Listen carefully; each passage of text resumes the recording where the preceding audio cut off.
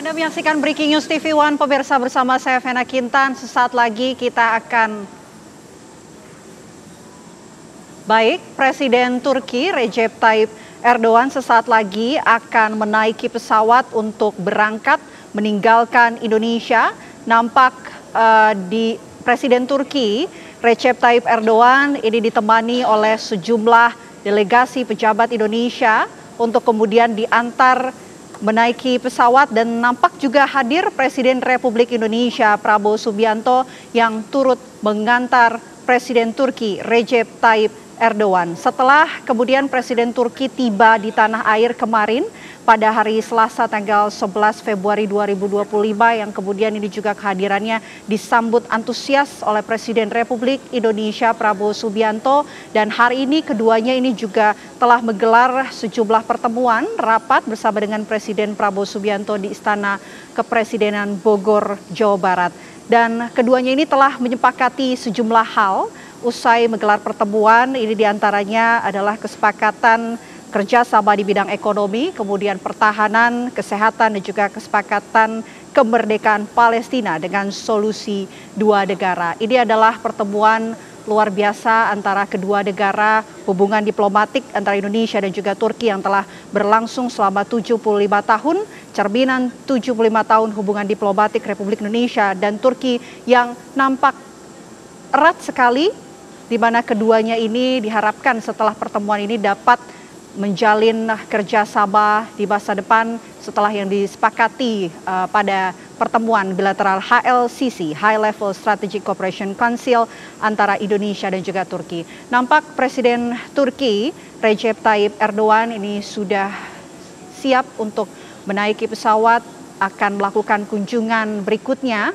Setelah Indonesia, Presiden Turki Recep Tayyip Erdogan ini akan menuju Pakistan untuk mengunjungi negara berikutnya. Setelah sebelumnya juga sebelum Indonesia ada kunjungan yang telah dilakukan oleh Presiden Turki ke Malaysia dan kemudian ke Indonesia selama 2 hari, hari ini dan juga kemarin. Tentu banyak hal yang sangat dinanti antara Indonesia dan juga Turki. Salah satunya adalah mengenai masalah Palestina, di mana ada apresiasi yang kemudian disampaikan oleh Presiden Turki, Presiden Erdogan, berharap kesepakatan antara Indonesia dan juga Turki khususnya di sektor hubungan diplomatik, hubungan internasional ini bisa membawa dampak dan juga solusi terbaik, khususnya kesepakatan solusi terbaik di Palestina adalah dengan mendukung kemerdekaannya.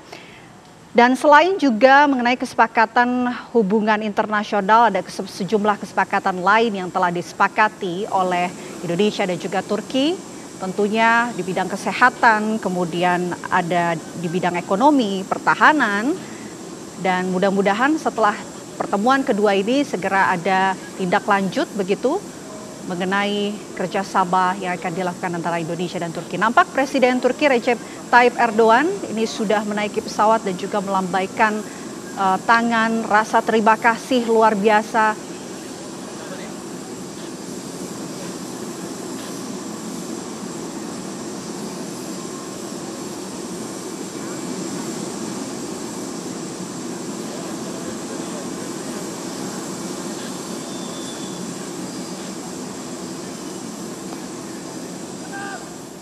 Presiden Turki Recep Tayyip Erdogan telah memasuki pesawat dan siap berangkat meninggalkan Indonesia. Dan kemudian ini juga disambut, diantar oleh Presiden Republik Indonesia Prabowo Subianto. Tadi kita sempat melihat momen luar biasa di mana sebelum masuk ke dalam pesawat, Presiden Turki, Presiden Erdogan ini sempat melambaikan tangan dan menunjukkan gestur rasa terima kasih kepada seluruh masyarakat Indonesia tentunya yang telah antusias menyambut kehadiran dari dirinya selama 2 hari lawatan ke Indonesia sampai dengan sebelum meninggalkan Indonesia tentunya.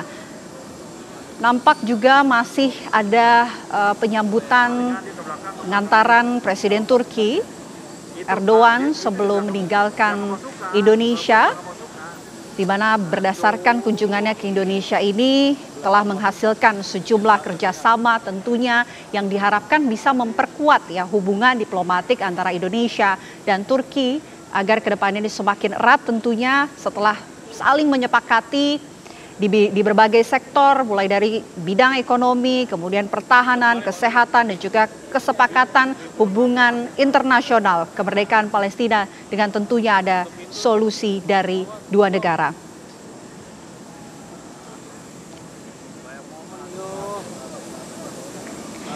Kita bisa saksikan pemirsa bagaimana kemudian Indonesia turut menyambut, menerima kehadiran sampai dengan mengantar keberangkatan dari Presiden Turki Erdogan sebelum meninggalkan tanah air. Ini bisa dikatakan sebagai simbol bahwa Indonesia sangat menyambut dan juga menerima kehadiran dari Presiden Turki karena berharap kedua negara ini dapat menjalin hubungan baik ke depannya. Nampak Presiden Republik Indonesia Prabowo Subianto masih berada di lokasi untuk kemudian mengantar keberangkatan dan juga kepergian dari Presiden Turki dengan senyum luar biasa yang ditampilkan oleh Presiden Republik Indonesia Prabowo Subianto.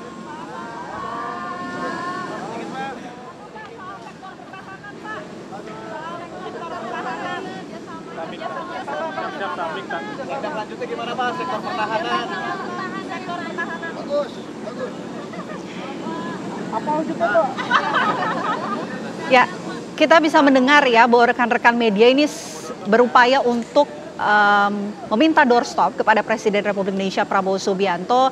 Ada beberapa pertanyaan, salah satunya kerjasama antara Indonesia dan juga Turki khususnya di sektor pertahanan, kemudian sempat dibalas ataupun direspon oleh Presiden Republik Indonesia Prabowo Subianto dengan gestur jempol begitu, yang artinya bisa dikatakan bidang pertahanan ini akan berlangsung dengan baik ya kerjasama antara kedua negara ini. Ya. Sudah hadir pengamat hubungan internasional, ada Bapak Riantoro di sini. Pak Riantoro, kita bisa lihat bahwa Pak Riantori, mohon maaf. Pak Riantori, ini bisa kita lihat bahwa kehadiran Prabowo Subianto sampai dengan setibanya Presiden Turki di tanah air, kemudian akan berangkat meninggalkan Indonesia, ini diantar begitu ya. Bisa dikatakan apa ya, hubungan keduanya sangat akrab, sangat erat sampai keberangkatan dari Presiden Turki di tanah air. Seperti apa Anda melihatnya? Ya, saya melihat kedua negara ini ya dari kacamata hubungan internasional, dua-duanya ini adalah semacam jawara di masing-masing region. Saya kebetulan mengamati kawasan Timur Tengah. Kita sama-sama tahu Turki kan sejak dulu, sejak kekhalifahan Ottoman sampai sekarang memang salah satu power di Timur Tengah. Dan Indonesia kita nggak usah tanya, untuk kawasan Asia Tenggara khususnya masih tetap yang the best lah ya. Walaupun memang masing-masing negara mempunyai dinamika. Nah, jadi kesan pertama saya, kedua negara ini memang sedang mencoba untuk saling melengkapi. Saling melengkapi. Ya. Emang apa yang kekurangan yang dimiliki Indonesia, kemudian Turki, sehingga keduanya ini bisa menjadi saling melengkapi begitu? Kalau dilihat dari sisi pertahanan keamanan sih, mereka sudah cukup kuat nih. Secatatan saya, Turki itu sekarang nomor 8 kalau dari segi kekuatan militer di dunia. Indonesia sedikit di bawahnya nomor 13. Tapi kalau dari segi ekonomi, kita semua sepakat bahwa memang sedang ada penurunan secara global. Nah, mungkin menurut saya kedua negara ini akan lebih bermain ke arah penguatan ekonomi. Penguatan ekonomi. Ditambah lagi memang Pak Prabowo kan presiden kita yang sekarang ini sedang dalam masa transisi 100 hari walaupun sudah lewat, sehingga jadi memang beliau butuh partner-partner yang ya itu tadi saya bilang saling melengkapi, khususnya di bidang ekonomi ke depan yang memang penuh dengan tantangan. Nah, namun saya boleh tambahkan kedua negara ini punya PR besar ya, saling melengkapi dalam artian punya musuh bersama. Kalau saya boleh spesifikasi adalah mengenai Amerika Serikat dengan Israel sekarang.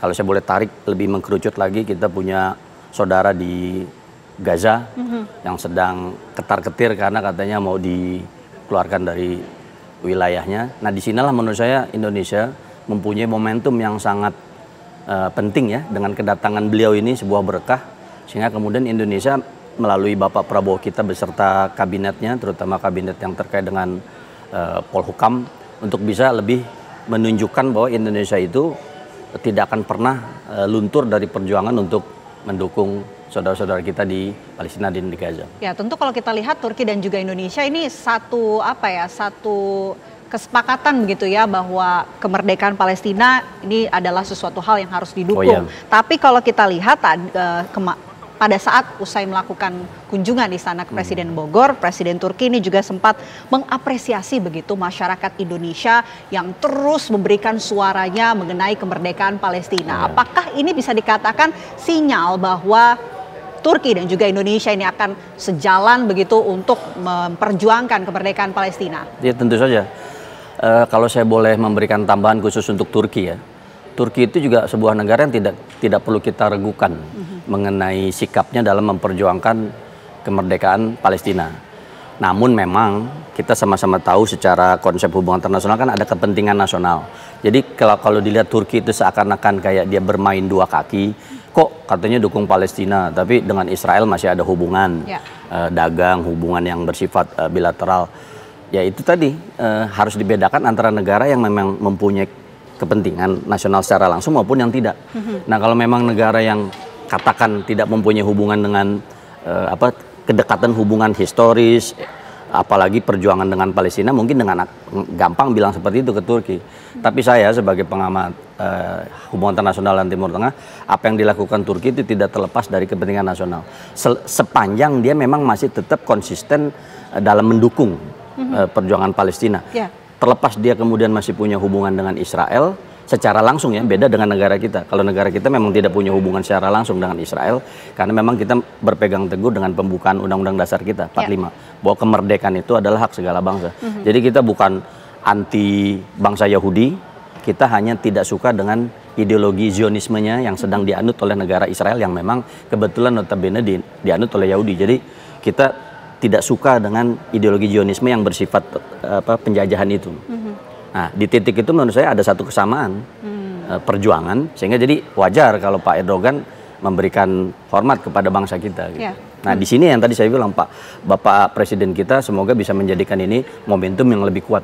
Nah, momentum yang lebih kuat. Tapi mungkin pertanyaan berikutnya, apa yang bisa dilakukan oleh kedua negara setelahnya begitu? Mungkin bersama dengan Turki, apa yang Indonesia bisa lakukan untuk turut mendukung kemerdekaan Palestina? Langkah konkretnya begitu, Pak. Kalau untuk Indonesia sendiri, saya kira baik secara personal ya, sebagai sebuah bangsa tidak usah diragukan. Baik dari sisi masyarakatnya, komunitasnya, kita sudah banyak memberikan sumbangan-sumbangan yang bersifat kemanusiaan, bahkan juga bersifat dukungan moral. Apalagi dari sisi negara, tidak ada menteri luar negeri kita sepanjang pengamatan saya yang tidak mengutarakan perjuangan Palestina ketika beliau diberi kesempatan podium untuk berbicara di forum dunia. Tidak ada tuh sepanjang, sampai terakhir ke Ibu Retno Marsudi kita. Nah, untuk Bapak Menlu kita mungkin masih kita tunggu nih. Tapi beberapa awal kemarin itu beliau juga jelas sama sikapnya terkait dengan sikap Menlu-Menlu sebelumnya dengan perjuangan bangsa Palestina. Jadi untuk Indonesia sendiri tidak perlu diragukan. Apalagi kalau kita bicara bersama Indonesia dengan bilateral Turki. Apalagi kalau kita bicara dari segi regional. Perlu saya tambahkan mungkin buat para pemirsa sekalian, Indonesia itu pernah menjadi tuan rumah CEAPAT loh. CEAPAT itu forum bentukan Jepang untuk bisa merangkum negara-negara di Asia Timur bagi pembangunan dan rekonstruksi Palestina, namanya CEAPAT. Nah, Indonesia pernah menjadi tuan rumahnya. Yang pertama kali sih tentu saja di Jepang, dan yang kemudian keduanya tuan rumahnya kita. Nah, itu sebuah bukti konkret bahwa Indonesia secara regional juga bisa berjuang. Apatah lagi misalnya dalam konteks yang lebih internasional. Kita sama-sama tahu Indonesia aktif di OKI. OKI, organisasi kerjasama Islam ya, dulu konferensi, sekarang kerjasama Islam. Jadi Indonesia itu sepanjang pengamatan saya harus terus menunjukkan bahwa kita ini garda paling depan dalam memperjuangkan Palestina. Ditambah lagi sekarang dengan momentum Pak Erdogan datang ke kita ini menurut saya jangan disia-siakan. Termasuk juga pembahasan soal relokasi Gaza begitu. Apa yang bisa dilakukan oleh kedua negara? Mungkin berkolaborasi apa nih untuk relokasi Gaza? Saya kira bisa ada 3 cara ya. Pertama tentu saja dari unsur kemanusiaan. Indonesia sejauh ini nomor urut 1 adalah membantu dari sisi kemanusiaan. Ya. Tapi juga bisa dari sisi hukum internasional dan ketiga dari sisi diplomasi. Nah, dari sisi hukum internasional ini beberapa waktu belakangan kita dengar ada 9 negara disponsori oleh Afrika Selatan ya, yang namanya The Hague Group itu. Nah, mereka tuh mau bermain dari tataran hukum internasional dan juga dari hukum politik internasional. Sehingga apapun yang dilakukan Israel, mereka bisa langsung bersuara. Tapi sayangnya Indonesia belum masuk. Indonesia belum masuk. Turki belum masuk. Nah, tapi Malaysia masuk. Nah, walaupun memang yang saya ikuti terbelah dulu Indonesia nih. Dari sisi legislatif kita sama MPR sangat mendorong supaya kita bisa lebih kuat.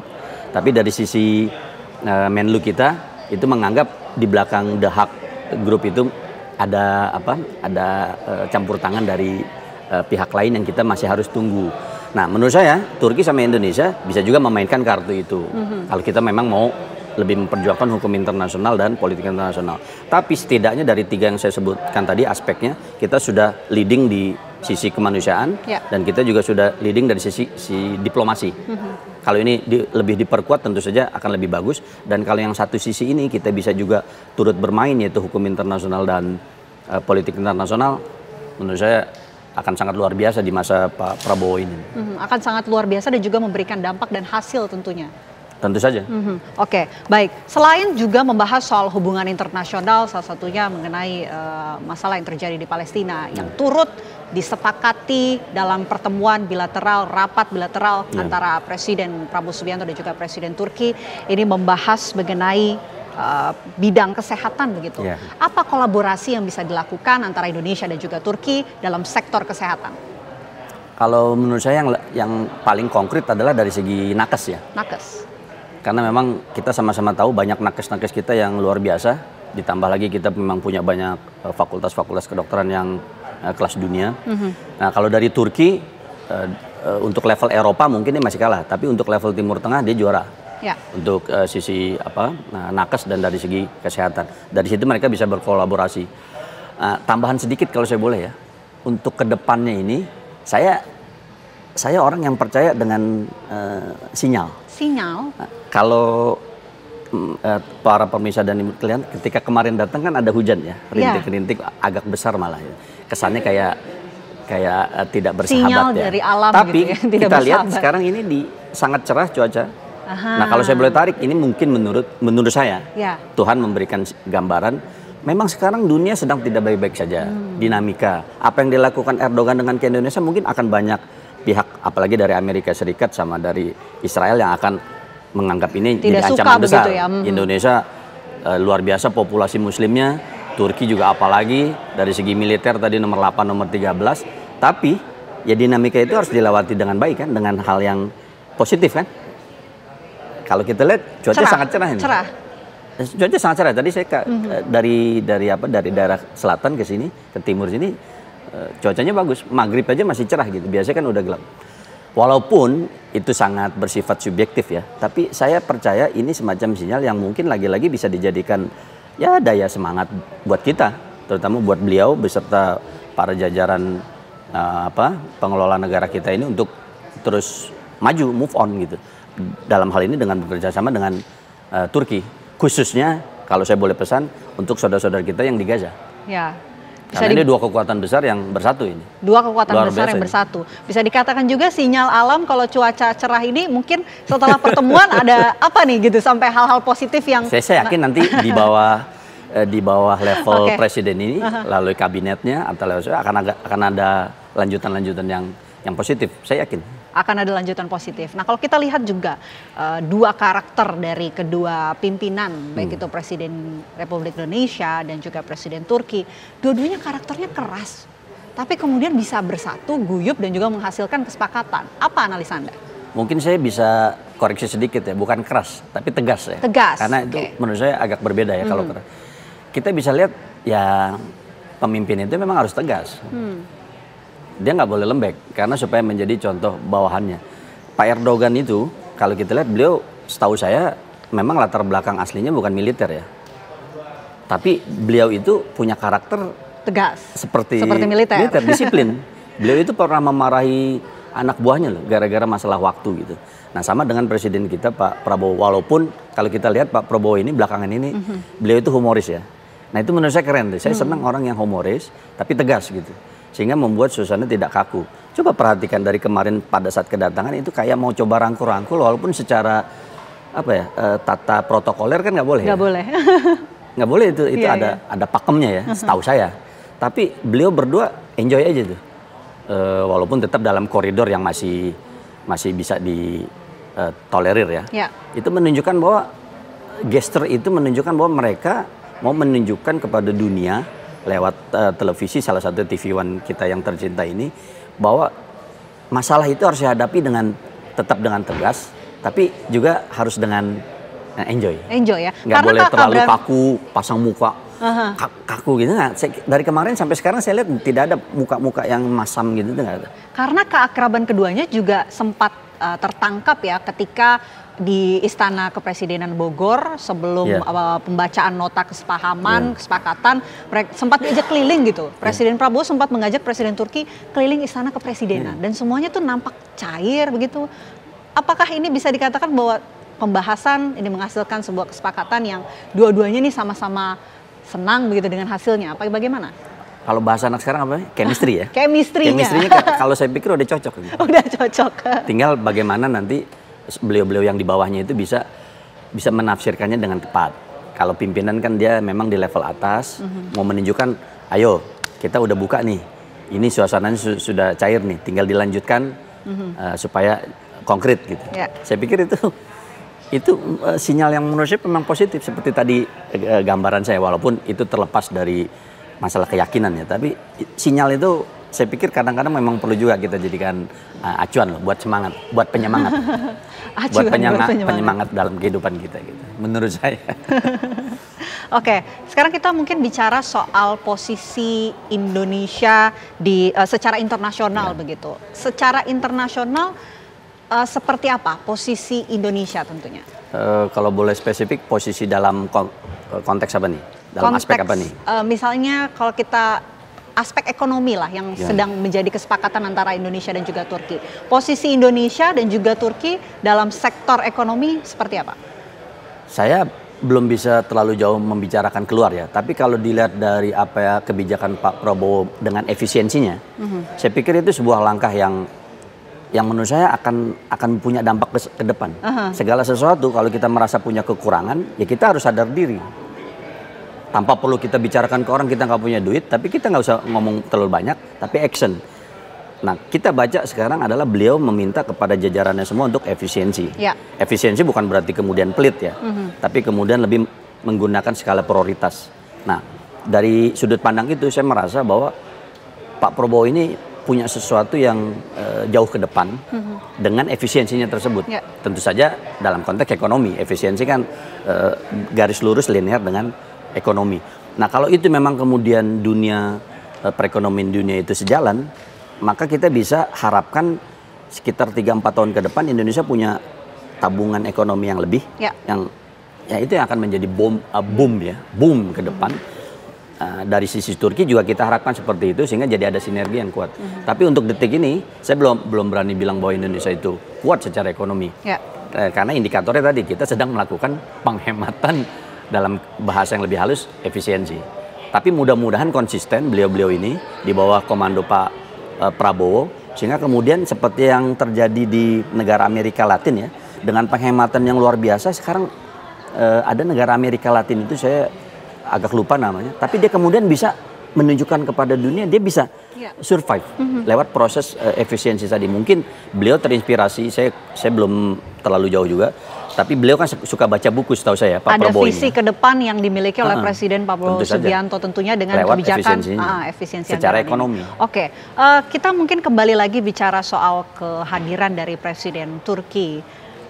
Ini kunjungan terakhir sebelumnya sempat tiba di tanah air sekitar tahun 2022 kalau tidak salah, ketika agenda G20 di Bali. Apa menurut Anda perbedaannya begitu dari kunjungan Presiden Turki ke tanah air dibandingkan dengan kunjungan ketika di tahun 2022? Saya melihat gini, kedatangan Pak Erdogan saat ini punya momentum untuk meluruskan kesalahpahaman yang ketika kemarin terjadi menurut berita barat atau berita internasional beliau walk out. Walk out, oke. Ketika Pak Prabowo sedang pidato. Gitu. Karena katanya Pak Prabowo terlalu berapi-api ketika berbicara tentang Palestina. Kayak nggak menganggap Turki sebagai power di kawasan Timur Tengah. Tapi kan itu sudah diklarifikasi bukan seperti itu karena ada perubahan jadwal dari presiden. Sehingga jadi kalau ditanya perbedaannya dari yang sebelumnya dengan yang sekarang, ada dua misi dari Pak Erdogan yang saya tangkap. Pak Erdogan mau menunjukkan tidak ada masalah apapun antara saya pribadi dengan Pak Presiden Anda, Pak Prabowo. Satu, kami fine-fine aja. Dan yang kedua tentu saja dengan membawa misi baru. Beda tahu kurun waktu tentu saja beda tantangan. Ya. Nah, tantangan yang sekarang ada di depan mata yang seperti tadi kita udah singgung di depan adalah bagaimana bangsa kita, bangsa saudara kita di luar bisa sama seperti bangsa kita sederajat, yaitu bangsa Palestina yang khususnya yang berada di Gaza. Itu adalah tanggung jawab bukan hanya mereka tapi tanggung jawab kita semua. Ya. Menurut saya itu sebuah misi yang luar biasa tuh. Barang siapa yang membela atau memperjuangkan kemanusiaan, maka Tuhan pasti akan memperjuangkan dia dalam hidup di dunia ini. Itu saya percaya dengan itu. Tapi barang siapa yang suka menistakan manusia lain, maka jangan harapkan kita akan bisa hidup dengan nyaman di dunia ini karena semesta ini kan tidak diam gitu. Nah, beliau berdua sepertinya akan menunjukkan itu salah satunya dari segi aspek kemanusiaan dan tentu saja dari segi buat bangsa mereka sendiri yaitu secara ekonomi. Apalagi ketika kunjungan di tahun 2022, ketika itu kepala negara Presiden Republik Indonesia adalah Joko Widodo begitu. Namun sekarang kunjungan dari Presiden Turki disambut oleh Presiden Prabowo Subianto. Dua kepala negara dengan karakter berbeda. Bagaimana Anda melihat treatment ataupun respon yang ditunjukkan begitu dari Presiden Turki kepada kedua negara, baik itu di tahun 2022 dan juga 2025 saat ini? Kalau berbicara gaya atau gesture memang setiap manusia pasti beda ya. Tapi kalau yang saya tangkap sekali lagi saya tekankan bahwa Pak Erdogan ini mau menunjukkan bahwa Indonesia ini mitra kami.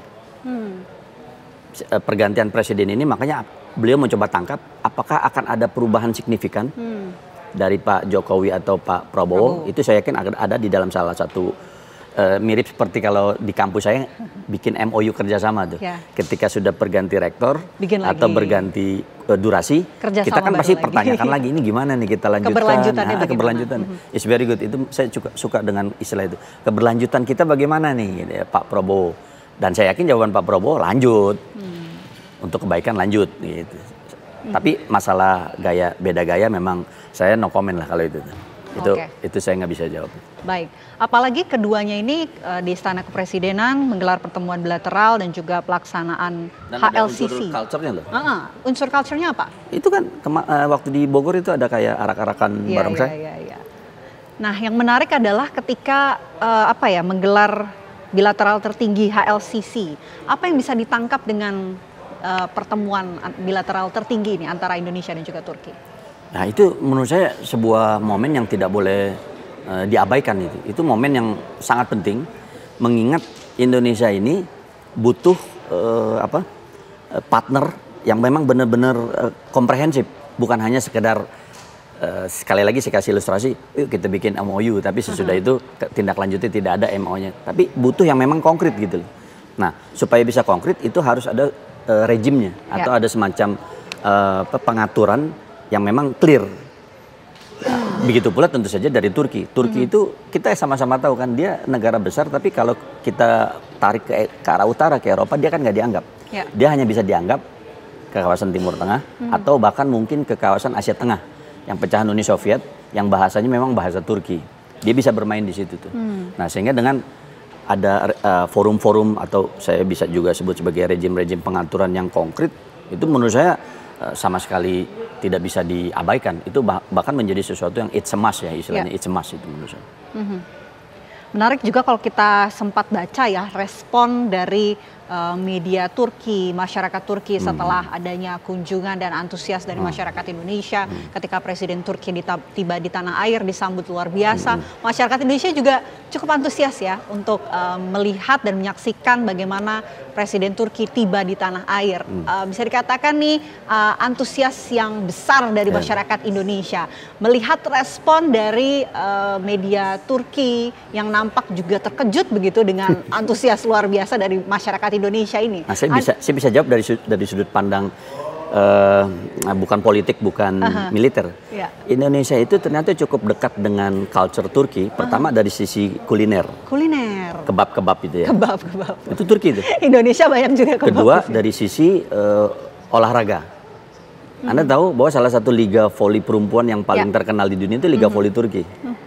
Dan saya penggemar voli. Kenapa? Karena ada pemain Indonesia yang lagi main di Korea kebetulan, Megawati Hangesri. Satu lagi dari sisi film atau kayak semacam sinetron. Nah, Turki itu mirip seperti dulu telenovela yang di Amerika Latin. Telenovelanya Turki itu keren. Keren ya.